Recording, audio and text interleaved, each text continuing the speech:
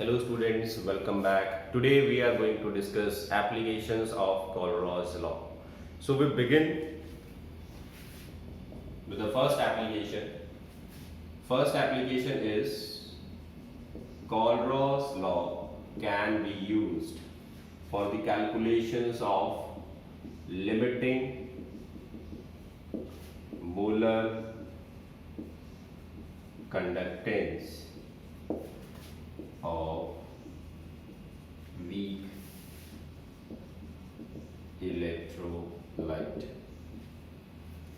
बच्चों ये एप्लीकेशन हम लास्ट लेक्चर के जो न्यूमेरिकल्स प्रैक्टिस किए थे उसमें ऑलरेडी कवर कर चुके हैं। तो आपने जैसे कि एक एग्जांपल दे देता हूं, हमें पता है acetic acid is a weak electrolyte और इसकी लिमिटिंग मोलर कंडक्टेंस की वैल्यू हमें फाइंड आउट करनी है। लेकिन ये वैल्यू ना तो हम एक्सपेरिमेंटली डिटरमाइन कर सकते और ना ही ग्राफिकली डिटरमाइन कर सकते, क्योंकि आपने देखा था पिछले लेक्चर में ये लाइन पैरेलल हो जाती है वाई एक्सिस के। तो इस वजह से ये वैल्यू ग्राफिकली और एक्सपेरिमेंटली पॉसिबल नहीं है डिटरमाइन करना। तो इसको अगर हमें फाइंड आउट करना हो तो हम कॉलरॉय's लॉ का यूज करते हैं, जिसमें ये कहा गया था कि this value is equal to sum of ionic conductance of acetate ion and H positive ion. और इसको हमने कई न्यूमेरिकल सॉल्व किए थे। इसको इनडायरेक्टली भी हमने कैलकुलेट किया था। इनडायरेक्टली कैसे कैलकुलेट किया था? Lambda m not sodium acetate plus lambda m not HCl minus lambda m not NaCl। तो इस तरीके के न्यूमेरिकल्स जो है वो आपने सॉल्व किए थे लास्ट लेक्चर के अंदर। So this is the first application. आप किसी भी वीक इलेक्ट्रोलाइट का लिमिटिंग मोलर कंडक्टेंस निकाल सकते हैं इस लॉ का यूज करके, जो कि ग्राफिकली और एक्सपेरिमेंटली पॉसिबल नहीं था। इसके न्यूमेरिकल्स हम ऑलरेडी डिस्कस कर चुके हैं, तो आप लास्ट असाइनमेंट को रेफर कर सकते हैं। इसके बाद हम आते हैं सेकंड एप्लीकेशन पे। Second application is calculation of degree of dissociation of any electrolyte. किसी भी इलेक्ट्रोलाइट का डिग्री ऑफ डिसोसिएशन कैलकुलेट कर सकते हैं कॉलरॉय's लॉ का यूज करके। What do you mean by degree of dissociation? Degree of dissociation का मतलब है extent to which an electrolyte has dissociated। कितने एक्सटेंट तक कोई इलेक्ट्रोलाइट डिसोसिएट हो चुका है उसको बोला जाता है डिग्री ऑफ डिसोसिएशन। इसको रिप्रेजेंट किया जाता है यहां पर इन टर्म्स ऑफ फ्रैक्शन। तो suppose if I say that any electrolyte half of it has dissociated, so this is the degree of dissociation. कोई इलेक्ट्रोलाइट 3/4 डिसोसिएट हो चुका है, तो this is the degree of dissociation.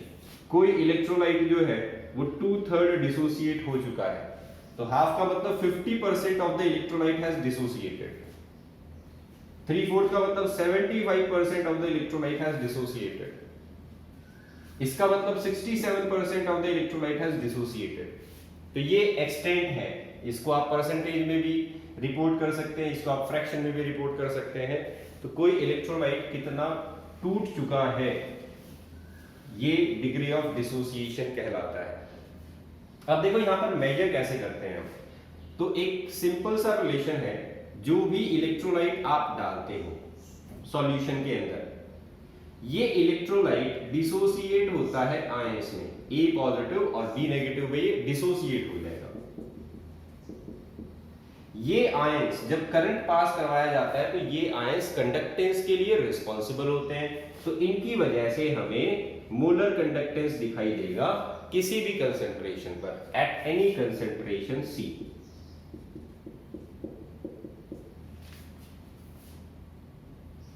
और जब हम ये सॉल्यूशन जो हम बना रहे थे इलेक्ट्रोलाइट की, इस सॉल्यूशन को डाइल्यूट करते जाए इनफाइनाइटली डाइल्यूट करते हैं इस सॉल्यूशन को, तो यहां पर मैक्सिमम आयंस प्रोड्यूस होते हैं इनफाइनाइट डाइल्यूशन करने पर, और इस वजह से इनका जो कंडक्टेंस आता है that is called limiting molar conductance.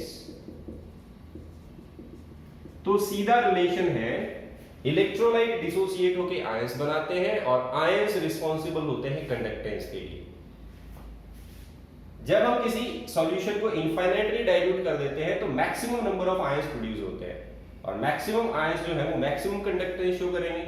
तो ये आपके पास हाईएस्ट वैल्यू है जो पॉसिबल है, और ये डिपेंड करती है मैक्सिमम नंबर ऑफ आयंस पे जो सॉल्यूशन के अंदर बन सकते हैं।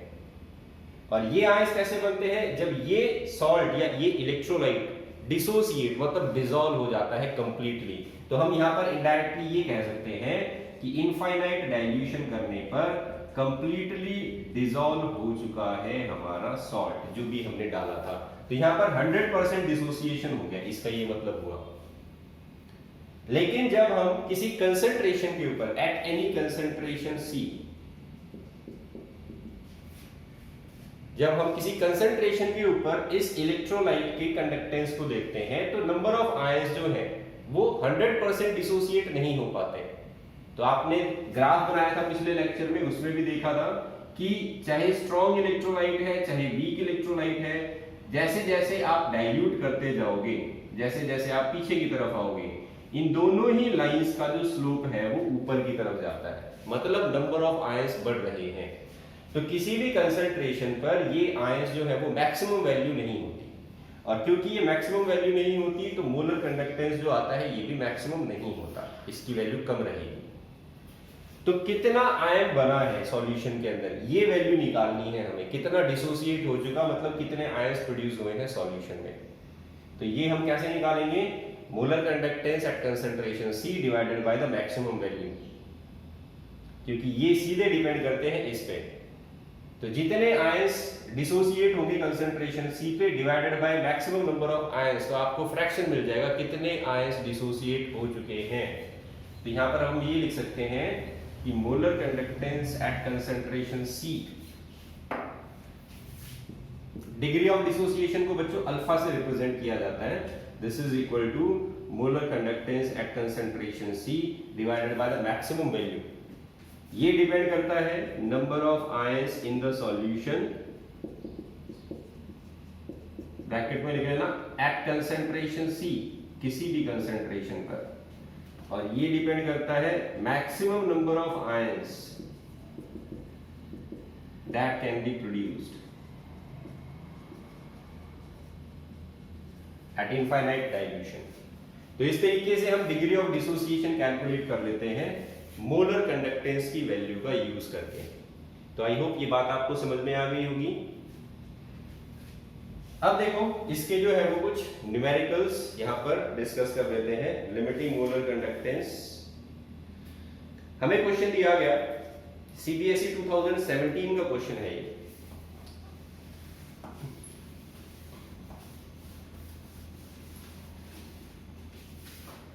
Calculate the degree of dissociation. Calculate alpha of acetic acid. Alpha का मतलब है degree of dissociation. If its molar conductivity is 39.05. If its molar conductivity is 39.05 siemens centimetre square per मोल। अब देखो बच्चों, कई बच्चों को ये टर्म जो है इनमें प्रॉब्लम हो जाती है, तो आपको मैंने पहले भी एक लेक्चर में बताया था molar conductivity is nothing but molar conductance eight any concentration. इसकी वैल्यू दे रखी है और साथ साथ हमें दो वैल्यूज और दी गई, given lambda naught H plus की वैल्यू दे रखी है और lambda naught CH3 COO minus की वैल्यू दे रखी है। तो हमें क्या करना है, हमें अल्फा की वैल्यू को कैलकुलेट करना है। तो देखो H प्लस की वैल्यू दी गई है 349.6 सीमेन सेंटीमीटर स्क्वायर पर मोल, और लेमडा नॉट एसीटेट आयन की वैल्यू दे रखी है 40.9 सीमेन सेंटीमीटर स्क्वायर पर मोल, ये वैल्यू हमें गिवन है। तो अल्फा का फॉर्मूला होता है molar conductance at any given concentration divided by molar conductance at infinite dilution. जितने ज्यादा आयंस बनेंगे divided by maximum number of ions, तो ये फ्रैक्शन आ जाएगा हमें डिग्री ऑफ डिसोसिएशन जिसको बोलते हैं। ये वैल्यू डायरेक्टली हम पुट कर सकते हैं फॉर्मूला से, क्योंकि हमें दे रखी है 39.05, लेकिन ये वैल्यू हम कैसे कैलकुलेट करेंगे, तो इसके लिए हम कॉलरॉस लॉ का यूज करते हैं। Lambda M not is equal to lambda not CH3CO minus plus lambda not H plus, क्योंकि एसिटिक एसिड की मोलर कंडक्टिविटी पूछ रहा है। इनको ऐड कर दो 40.9, तो ये आ जाएगा आपके पास 390.5 सीमेन सेंटीमीटर स्क्वायर पर मोल। ये वैल्यू आ गई लिमिटिंग मोलर कंडक्टेंस की। तो इसको डिवाइड कर दो तो आंसर क्या आ जाएगा 1 डिवाइडेड बाय 10। तो ये अल्फा की वैल्यू आ गई, इसका मतलब है 1/10 of the electrolyte has dissociated. तो देखो मैक्सिमम वैल्यू कितनी बड़ी है, और जो मोलर कंडक्टेंस आ रहा है किसी भी कंसंट्रेशन पर वो इससे ऑलमोस्ट 10 टाइम्स छोटा है। तो इस वजह से यहां पर नंबर ऑफ आयंस कम बने होंगे, इसका ये मतलब हुआ। यहां पर मैक्सिमम नंबर ऑफ आयंस बने होंगे, इस वजह से वो कंडक्टेंस की वैल्यू जो थी वो बहुत ज्यादा आ रही थी। तो जब आप डिसोसिएशन निकालेंगे तो number of ions produced at concentration divided by maximum number of ions that can be formed. तो ये सीधा सीधा आ जाएगा degree of dissociation of this electrolyte. एक और क्वेश्चन जो है वो कैलकुलेट कर लेते हैं इसी के ऊपर based. Molar conductivity of acetic acid eight infinite dilution is given at the same temperature but at a concentration of 1 mole in 1000 liter it is 55 siemens centimetre square per mole. Question लिख देता हूं यहां पर मैं आपके लिए।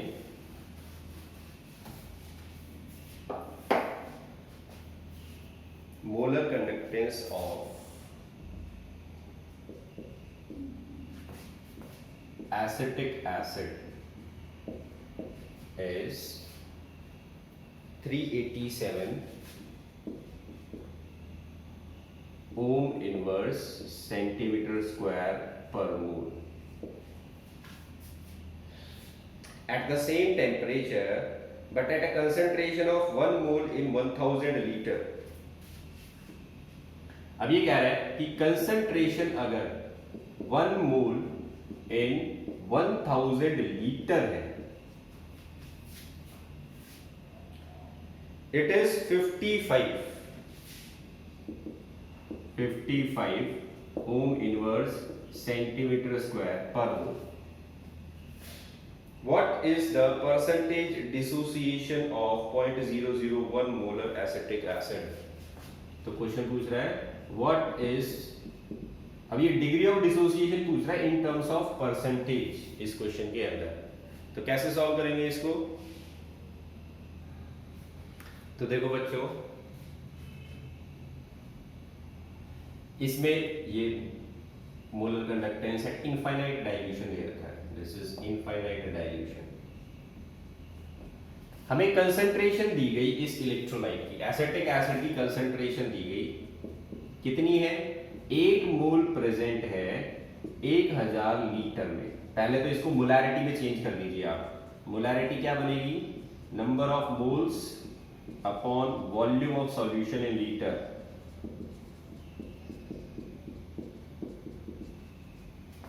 तो 1 मोल 1000 litre में है, तो क्या आ जाएगा ये 0.001 मोलर सॉल्यूशन। मोलैरिटी ने किस लिए निकाला, क्योंकि हम जो फॉर्मूले में यूज करते हैं वो मोलर कंडक्टेंस होता है इन टर्म्स ऑफ मोलैरिटी।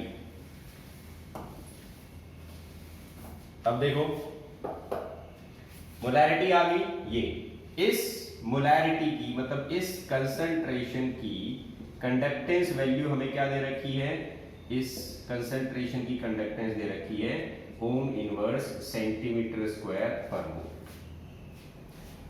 और न्यूमेरिकल में एक और चीज गिवन थी, molar conductance at infinite dilution. ये वैल्यू कितनी थी? 387 ohm inverse centimetre square per मोल। हमसे पूछा गया है, ये पूछा गया है कि अल्फा निकालो इस सॉल्यूशन का जिसकी कंसंट्रेशन इतनी है। तो कैसे निकालेंगे? फॉर्मूले में वैल्यू पुट करो अपनी। Molar conductance at concentration C given था हमें, कितना है? 55।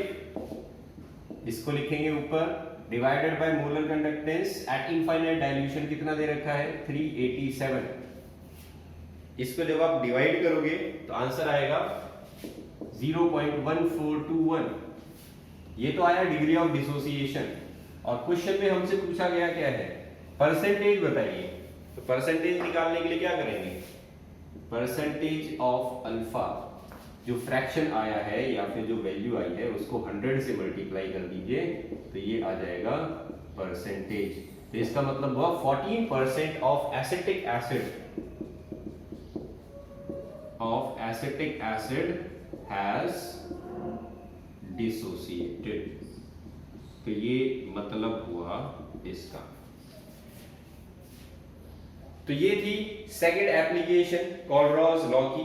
कोलरॉज लॉ का यूज करके हम ये वैल्यू जो है वो निकालते हैं और इस वैल्यू का यूज करके फिर हम डिग्री ऑफ डिसोसिएशन कैलकुलेट कर लेते हैं किसी भी इलेक्ट्रोलाइट की, चाहे वो स्ट्रॉन्ग है चाहे वो वीक है। अब आते हैं हम next application. Next application is calculation of dissociation constant of electrolyte। तो डिसोसिएशन कांस्टेंट हमने 11th क्लास में पढ़ा था बच्चों। कोई भी इलेक्ट्रोलाइट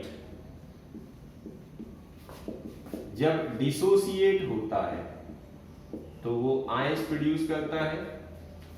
इसका इक्विलिब्रियम कांस्टेंट जो है वो क्या आता है? Concentration of product upon concentration of reactant. इसको क्रॉस मल्टीप्लाई कर दो, इसको हम लिख सकते हैं CH3CO minus H plus divided by CH3COOH। So this is called dissociation constant of this acid। इसका मतलब क्या हुआ? इसका ये मतलब हुआ कितना एसिटिक एसिड हमने लिया था और कितना एसिटिक एसिड जो है वो टूट चुका है। तो ये इस फॉर्मूला को या फिर कह लो कि भाई इस मैथमेटिकल फॉर्मूलेशन को जब हम कैलकुलेट करते हैं तो हमारे पास डिसोसिएशन कांस्टेंट आ जाता है किसी भी इलेक्ट्रोलाइट का। तो ये एग्जांपल था एसिटिक एसिड का। अब देखो डिसोसिएशन कांस्टेंट जो है वो निकालने का एक और तरीका भी है। एक तो ये तरीका था जो हमने 11th क्लास में पढ़ा था, और 11th क्लास में हमने एक और तरीका पढ़ा था Ka की वैल्यू डिटरमाइन करने का। कौन सा तरीका था वो? हमारे पास ये एक वीक इलेक्ट्रोलाइट था, जब ये डिसोसिएट होगा तो ये आयंस बनाएगा। हम ये मान लेते हैं कि हमने इसका 1 मोल लिया था, या फिर ये मान लो कि इसकी कंसंट्रेशन C ले रखी है हमने। This is the concentration C। ये इनिशियल कंसंट्रेशन जो हमने बनाई थी वो है। तो इनिशियल कंसंट्रेशन पहले तो ये डिसोसिएट नहीं हुआ है। जैसे ही हम इसकी सॉल्यूशन प्रिपेयर करते हैं इन द सॉल्यूशन, तो क्या होता है? C में से अल्फा जो है वो डिसोसिएट हो जाते हैं। Alpha moles of acetic acid undergo dissociation.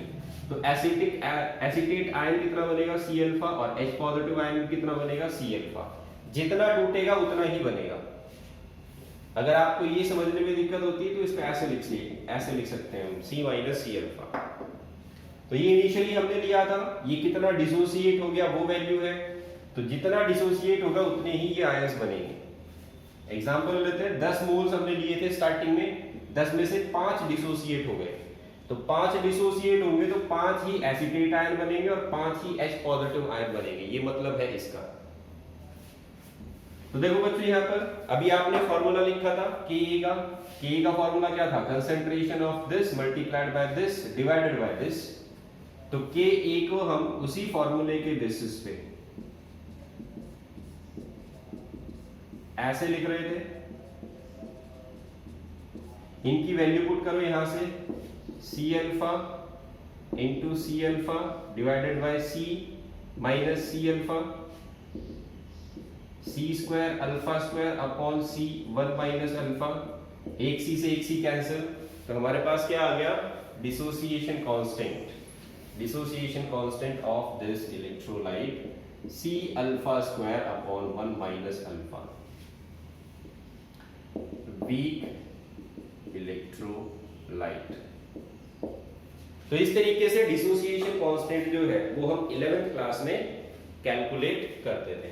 तो यहां पर अल्फा जो है वो आपका डिग्री ऑफ डिसोसिएशन है, जो अभी हमने सेकंड एप्लीकेशन में कैलकुलेट किया, और सी जो है वो गिवन कंसंट्रेशन है। तो अगर आप डिग्री ऑफ डिसोसिएशन निकाल चुके हो पिछली एप्लीकेशन में, तो उसको इस फॉर्मूले में यूज करो, आपके पास डिसोसिएशन कांस्टेंट भी आ जाएगा। तो इस तरीके से हम डिसोसिएशन कांस्टेंट भी बता सकते हैं किसी भी इलेक्ट्रोलाइट का कितना होगा। इसके ऊपर भी बेस्ड एक न्यूमेरिकल जो है वो हम प्रैक्टिस कर लेते हैं। क्वेश्चन दिया गया हमें, कंडक्टिविटी ऑफ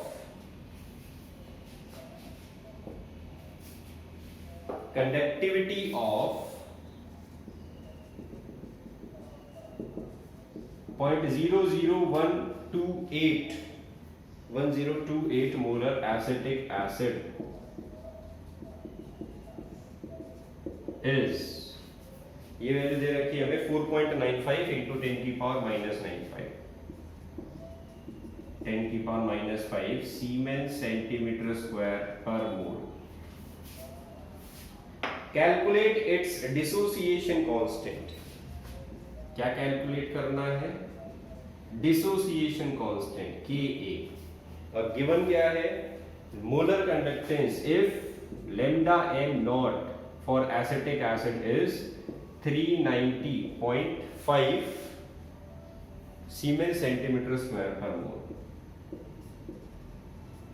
तो ये वैल्यू हमें गिवन है। तो देखो बच्चों यहां पर कंडक्टिविटी वर्ड यूज किया गया, मोलर कंडक्टिविटी नहीं है बल्कि कंडक्टिविटी है। कंडक्टिविटी का मतलब मैंने आपको बताया था स्पेसिफिक कंडक्टेंस होता है। तो ये वैल्यू जो आपको गिवन है, this is kappa, that is specific conductance.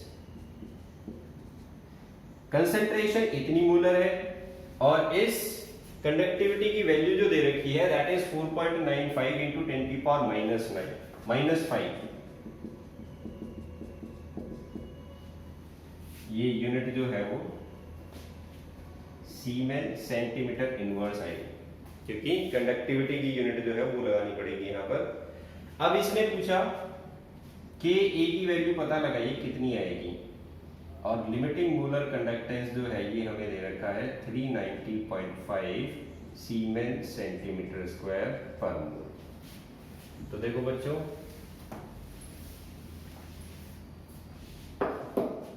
हमारे पास डिसोसिएशन कांस्टेंट करने का फॉर्मूला होता है ये। अल्फा हमें पता करना है, अल्फा की वैल्यू होती है molar conductance at concentration C divided by molar conductance at infinite dilution. ये हमें पता है, this is given to us, लेकिन ये हमें नहीं दे रखा। हमें सबसे पहले इसकी वैल्यू कैलकुलेट करनी पड़ेगी। कैसे कैलकुलेट करते हैं, तो आपने मोलर कंडक्टेंस का फॉर्मूला पढ़ा था, kappa into 1000 upon m, that is molarity। तो ये फॉर्मूला होता है, कंडक्टिविटी की वैल्यू गिवन है 4.95 into 10 की power minus 5 into 1000 divided by molarity क्या दे रखी सॉल्यूशन की, ये 0.001028। इसको जब आप सॉल्व करोगे तो मोलर कंडक्टेंस की वैल्यू आ जाती है 48.15 सीमेन सेंटीमीटर स्क्वायर पर मोल।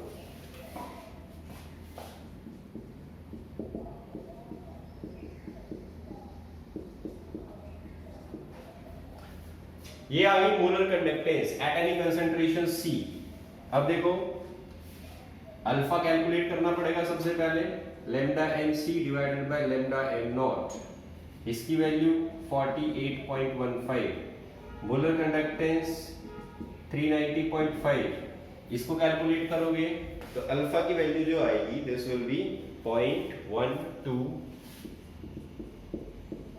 ये वैल्यू आ गई alpha, that is degree of dissociation. अब हम डिसोसिएशन कांस्टेंट कैलकुलेट करेंगे, C alpha square upon 1 minus alpha. C that is concentration, concentration कितनी दे रखी थी, सॉल्यूशन की कंसंट्रेशन इतनी है। डिग्री ऑफ डिसोसिएशन ये आया, इसका स्क्वायर करना पड़ेगा, डिवाइडेड बाय 1 माइनस 0.1233। इसको सॉल्व कर लो, डिसोसिएशन कांस्टेंट की वैल्यू आ जाती है 1.78 into 10 की power -5. So this is the value of dissociation constant that will be obtained from this question. तो ये हो गया हमारे पास डिसोसिएशन कांस्टेंट, इसकी यूनिट आएगी मोल पर लीटर। तो ये हो गई हमारी third application of कॉलरॉज law.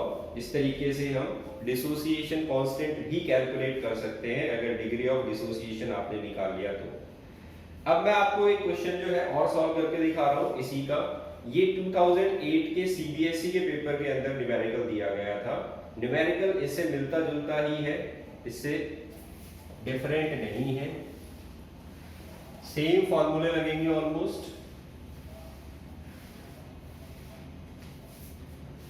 Question दिया गया कंडक्टिविटी दे रखी है एसिटिक एसिड की, जिसकी कंसंट्रेशन है 0.00241 molar. This is the concentration of this acetic acid, और ये वैल्यू दे रखी है 7.896 into 10 की power -5 siemens centimetre inverse. This is the value of conductivity. अब इसने ये बोला कि calculate molar conductivity in this solution. सबसे पहले तो ये बताइए ये क्या होगा, molar conductivity of this solution. और दूसरी चीज इसने ये पूछी कि अगर इस सॉल्यूशन का if lambda m naught of this solution is 390.5 siemens centimetre square per mole, then what is its dissociation constant? This is a question of 2008 CBSE paper. तो लैम्डा एमसी सबसे पहले हमें इसको कैलकुलेट करना पड़ेगा। फॉर्मूला आपको बताया ही था, kappa into 1000 upon M, that is molarity. Conductivity given है, इसका मतलब ये आपको कापा की वैल्यू दे रखी है। कंडक्टिविटी को स्पेसिफिक कंडक्टेंस बोलते हैं। ये वैल्यू पुट करो इस फॉर्मूले में, पहले ये निकालो। ये निकालने के बाद फिर आप अल्फा कैलकुलेट करोगे। अल्फा कैसे आएगा, molar conductance at concentration C divided by molar conductance at infinite dilution. ये फॉर्मूला यूज करोगे। इसके बाद में तुम्हारे पास क्या होगा, Ka = C alpha square upon 1 minus alpha. ये फॉर्मूला यूज होगा। तो 3 फॉर्मूले यूज होंगे इस न्यूमेरिकल में। तो ऐसे क्वेश्चन जो है वो आपको 3 मार्क्स में मिल जाएंगे, जिसमें आप तीन चीजें जो है वो कैलकुलेट कर रहे होंगे। तो ये हो गई हमारी third application, we can calculate dissociation constant of any weak electrolyte. अब हम चलते हैं फोर्थ एप्लीकेशन पे। Fourth application is about calculation of solubility of any sparingly soluble salt.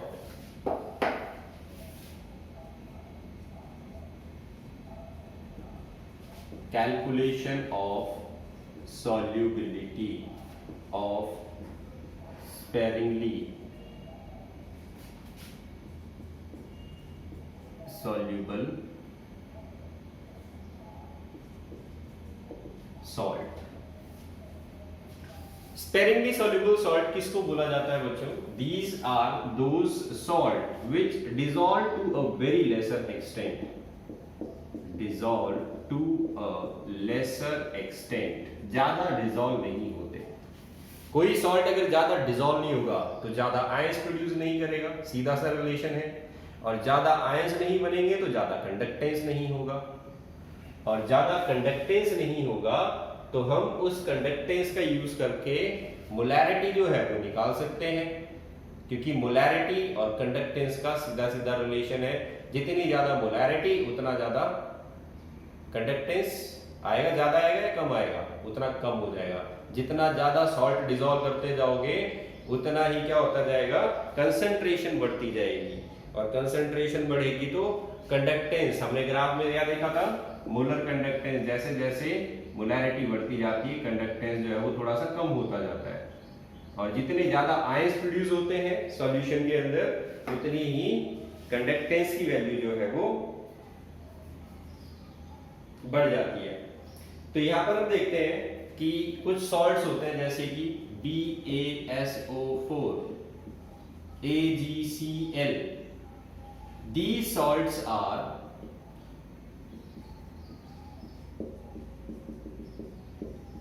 sparingly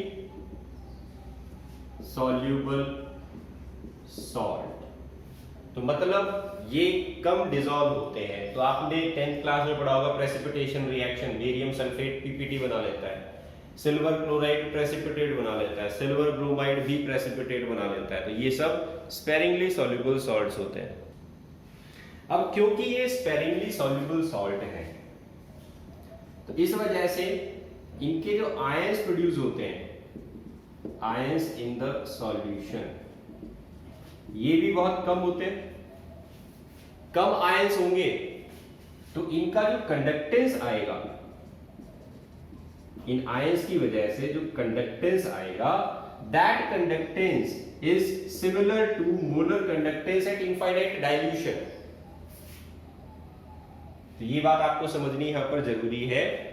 जब हम किसी भी इलेक्ट्रोलाइट को इनफाइनाइटली डाइल्यूट करते हैं तो उसके अंदर नंबर ऑफ आयंस जो होते हैं वो सारे के सारे जो डिसोसिएट हो सकते थे वो प्रोड्यूस होते हैं, लेकिन हमने सॉल्ट ही ऐसा ले लिया जो ज्यादा डिसॉल्व ही नहीं हो रहा, जो बहुत कम डिसॉल्व हो रहा है। तो मान लो मैं 500 ml भी सॉल्यूशन अगर बना रहा हूं, उसके अंदर ये सॉल्ट डिसॉल्व होता है बहुत कम, 0.001 मोलर। तो इतना कम सॉल्ट अगर डिसॉल्व होगा तो आयंस भी उतने ही कम बनाएगा।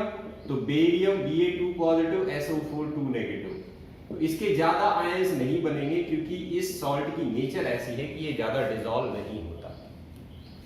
कम आयंस रहेंगे तो कंडक्टेंस मैक्सिमम देखने को मिलेगा, मैक्सिमम कंडक्टेंस देखने को मिलेगा। तो इसको हम रिप्रेजेंट करेंगे लैम्डा m नॉट से। तो ये बात आप यहां पर नोट कर लीजिए, बिकॉज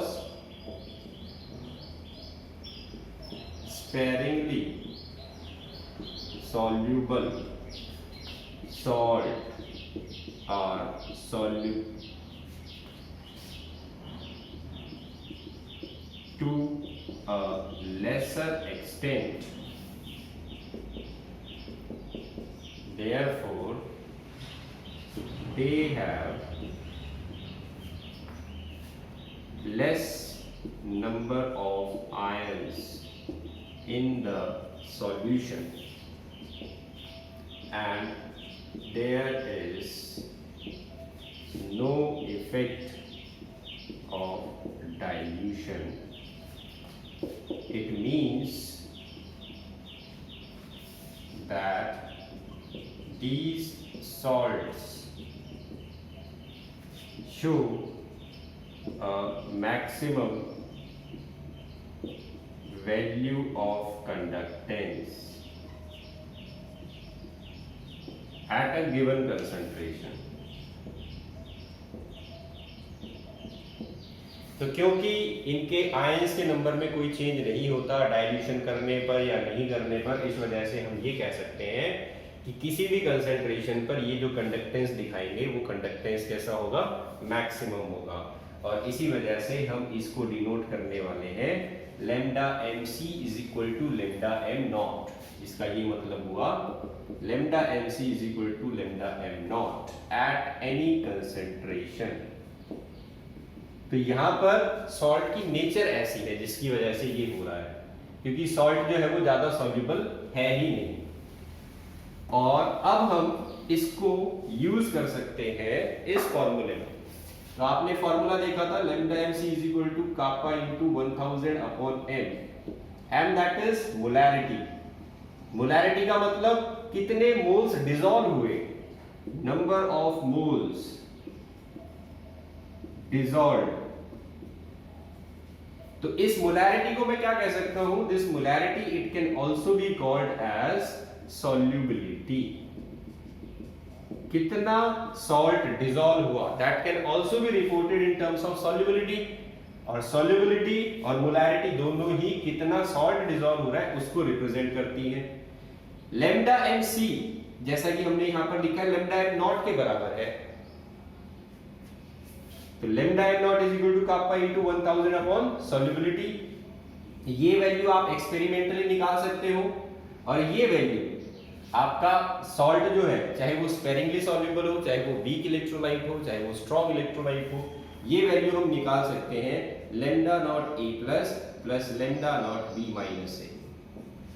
तो ये वैल्यू एक्सपेरिमेंटली आ जाएगी, ये वैल्यू हम कोलरॉज लॉ का यूज करके निकाल लेंगे, और सॉल्युबिलिटी हमें कैलकुलेट करनी थी, तो हम इस फॉर्मूले का यूज करके स्पेरिंगली सॉल्युबल सॉल्ट की सॉल्युबिलिटी निकाल सकते हैं। जो डायरेक्टली निकालना या किसी एक्सपेरिमेंटल मेथड से निकालना टिपिकल था, तो आपको कंडक्टेंस जो है वो मेजर करना है और इस फॉर्मूले में यूज करना है।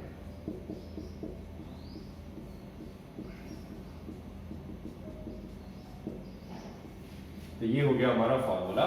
तो आप लिख सकते हैं यहां पर कि कापा इट इज स्पेसिफिक कंडक्टेंस, ये हम एक्सपेरिमेंटली डिटरमाइन कर सकते हैं किसी भी सॉल्ट का, चाहे वो वीक है, चाहे वो स्ट्रॉन्ग है, चाहे वो स्पेरिंगली सॉल्युबल है, तो ये एक्सपेरिमेंटली डिटरमाइन हो जाएगा। लैम्डा m नॉट ये आप कोलरॉज लॉ का यूज करके कैलकुलेट कर सकते हो। तो अब कोई फर्क नहीं पड़ता हमें कि हमें वीक इलेक्ट्रोलाइट दिया गया है या स्ट्रॉन्ग दिया गया है, स्पेरिंगली सॉल्युबल सॉल्ट दिया गया, हमारे पास कोलरॉज लॉ है जो हमें किसी भी सॉल्ट की लैम्डा m नॉट वैल्यू बता देता है। ये वैल्यू हम यहां से कैलकुलेट करते हैं और सॉल्युबिलिटी जो है वो हमें पता चल जाती है इस फॉर्मूले का यूज करके। तो ये हो गई बच्चों हमारी third application, sorry fourth application. इसके बाद में आते हैं हम लास्ट एप्लीकेशन पे। लास्ट एप्लीकेशन है we can calculate ionic product of water. Calculation of ionic product of water. तो आपने पीएच के बारे में पढ़ा होगा, पीएच का फॉर्मूला जो है वो कैसे आता है, आयनिक प्रोडक्ट ऑफ वाटर से, और आयनिक प्रोडक्ट ऑफ वाटर किसके बराबर होता है, H positive into OH negative के बराबर। तो बच्चों हम ये मानते हैं water undergoes dissociation to a very lesser extent. पानी बहुत कम एक्सटेंट में टूटता है, डिसोसिएट होता है। तो जितना भी पानी डिसोसिएट होता है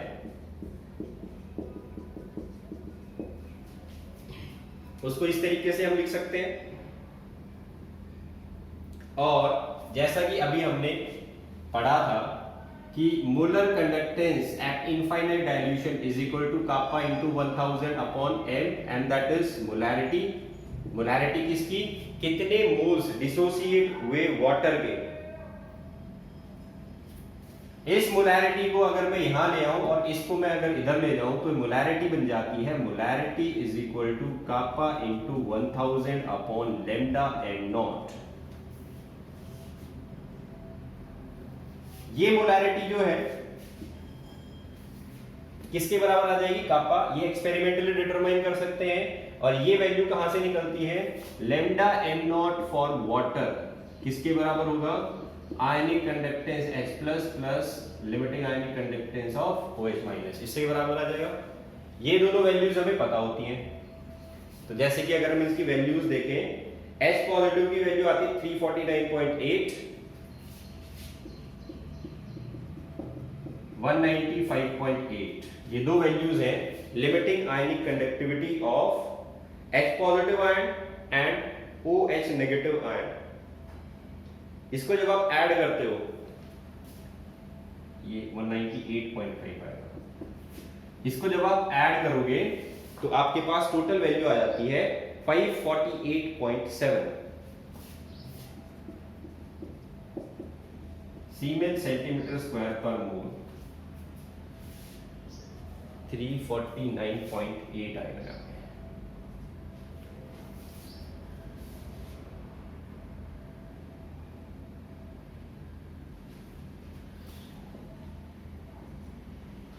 तो ये वैल्यू आएगी लेमडा एम नॉट वाटर की इस तरीके से। तो यहां पे हमने क्या लगाया, कॉलरॉज लॉ का यूज किया,